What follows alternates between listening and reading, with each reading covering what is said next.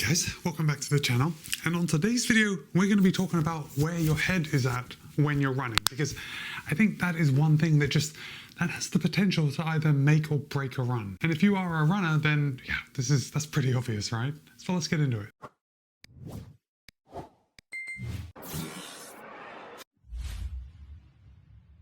Alright, thanks for sticking here through the intro. Now, I did come across an article on run lovers, and that article is titled, "Where is your head when you run?" And of course, I will place a link to that article in the show notes below in case you want to read through it. But really, I want this to be a conversation. So I'm looking for your feedback in the comments. And I want to know what really you think about when you run, and does what you think about, does that affect your run? Like, do you have a better run when you think about certain things? I definitely want to hear that. So I know what you're thinking, like right off the bat, you're probably thinking, well, Matt, it depends, doesn't it? It depends on what type of run I am doing. If I'm going out for an easy run or a long run, I'm probably looking for a little distraction. Do you know what I mean? Something to just help pass the time. But when we're going out and we're going to be putting in a bit of an effort, so if we're doing intervals or we're doing a tempo run and definitely a race, you know, maybe we want to focus on different parts of our body, or even like the other competitors. So the article starts off by saying that being focused goes beyond just not getting distracted. And the article goes on to talk about attention and concentration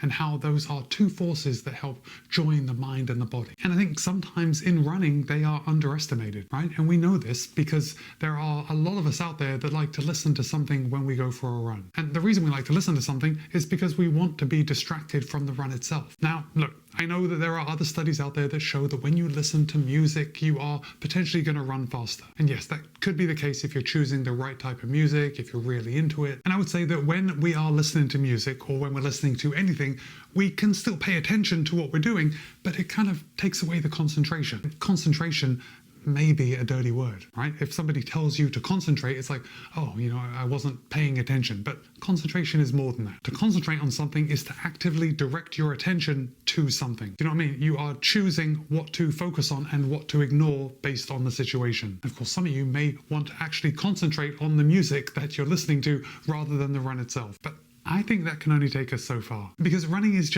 it's more than just putting one foot in front of the other and moving forward. It's listening to your body, it's reading the environment, it's managing your pace and, you know, having a conversation with yourself. So let's just talk about the difference between attention and concentration. And basically, attention is something that you can like change at will. So when I'm running, you know, I'll be paying attention to the road in front of me. And then all of a sudden I see a deer off to the side of the road, and all of a sudden my attention is directed over to that deer. Naturally, my attention stays on the deer because I am always like thinking of the same thing whenever I see a deer really close to me on the side of the road. And that is, how many people had to run by him before he didn't get scared of us anymore? Because I can usually run within about 10 feet of the deer around my area. Okay, so that's attention, and it can be like taken away at any time. But concentration is a voluntary act directed at a specific goal, right? It requires active involvement of your central nervous system to filter out what matters and ignore the rest. Concentration is about focusing all your cognitive resources toward a precise purpose. And the article says that when you're concentrated, every part of you is working in synergy. Think your perceptions, your emotions, your willpower. Sounds pretty good, right? I mean, I think it's one of those things that's easier said than done, but it does sound good. So ultimately, concentration works on two fronts when we're running. On one side of it, we've got like the internal stimuli. That's what we're thinking, our emotions, and of course, bodily sensations. And when you're running, there can be a lot of them. Some not as positive as others. And then we've got the external goals that we're concentrating on. So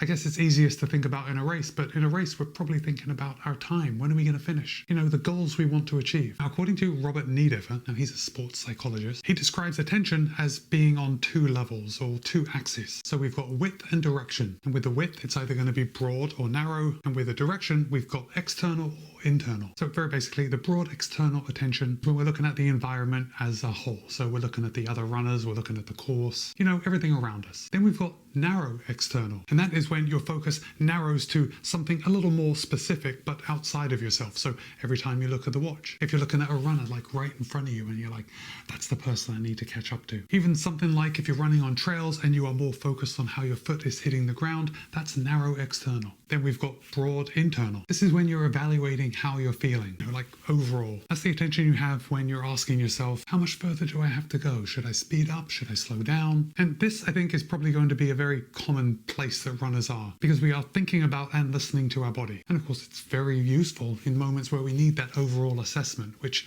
when you're racing, sometimes it is an overall assessment all the time. Then we've got narrow internal. And this, much like the external, when we're looking at like one specific thing, like our watch, the narrow internal is when we're looking at something very specific about ourselves. So think about our breathing, some kind of physical sensation. So maybe if you develop some kind of like pain in your left foot, and every time your foot hits the ground, you start thinking about, the pain in that one specific spot. That is narrow internal. Of course, now that I just said that, I realize that is also narrow external, because you are thinking about your foot hitting the ground, and then you're thinking about what it feels like. I suppose we can combine the two. Anyway, the article says something that is, again, going to be very much easier said than done. But if you know where to put your mind, that is where your body will take you. Now, I'm sure there is a little more to it than that, but that's a good place to start, right? Now, like pretty much anything, if we want to get better at something, we can actually just practice it. So we've got the method, and then we do it consistently. And when we do it consistently, it becomes habit and therefore becomes easier. So if you find your mind wandering in a run, you can just bring it right back in. And the article suggests just bringing it back to your breath, because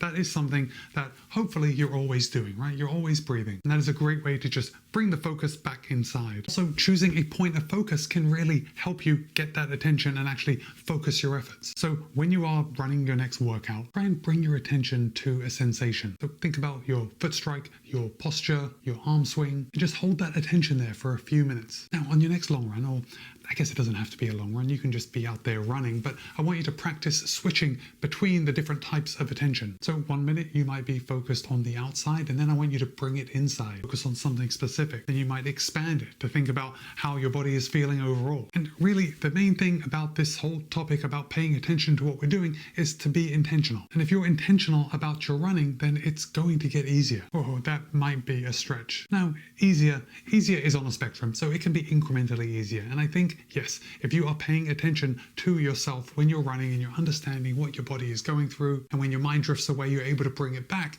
I think that will make it easier. So guys, I want to hear from you, because let's see, recently I've been running with headphones and I've been listening to audiobooks a lot on my run. And I think I have found, although sometimes, on the long run, when I'm listening to an audiobook, yes, it is fun to just drift away and get into the book and not think about anything else. Don't think I'm getting quite as much out of my run when I'm listening to something as I am when I'm not. So I have recently been listening to an audiobook just because several of my audiobooks have came to be available at the same time, and I've had to listen to a lot more in order to get through them before they're returned. So I've been listening to audiobooks while I've been doing workouts, and I think that has actually been very detrimental to my running. Because let's say I'm doing a tempo run, and I know that when I go out, I'm supposed to be like running at a certain pace, or more likely, because it's the middle of summer here in Florida, I'm running at a certain heart rate. And if I am not focused on that effort to putting in a tempo effort into my run, it feels a lot more difficult. So when I am more focused on how my heart is pumping and I'm putting in an effort and I'm aware that I'm putting in an effort, it